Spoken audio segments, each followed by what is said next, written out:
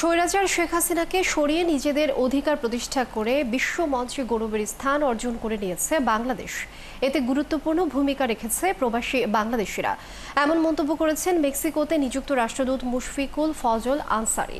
যুক্তরাষ্ট্রের Virginia অঙ্গরাজ্যে save Bangladesh নামক প্রবাসী সংগঠনের উদ্যোগে গণ অভ্যুত্থানের বর্ষপূর্তির আলোচনায় যোগ দিয়ে তিনি একথা বলেন।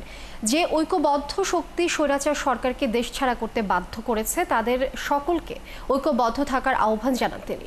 অনুষ্ঠানের বিশেষ অতিথি হিসেবে উপস্থিত ছিলেন বাংলাদেশ দূতাবাস ওয়াশিংটনের প্রেস মিনিস্টার গোলাম মুর্তজা।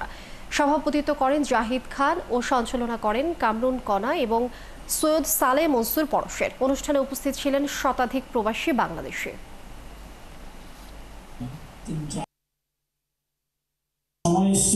যাতে আমরা ঐক্যবদ্ধ থাকি এবং ওই ঐক্যবদ্ধতার মধ্য দিয়ে যাতে পরাজিত শক্তিকে আমরা কঠোর বার্তা দিতে পারি যে এনাফ ইজ এনাফ।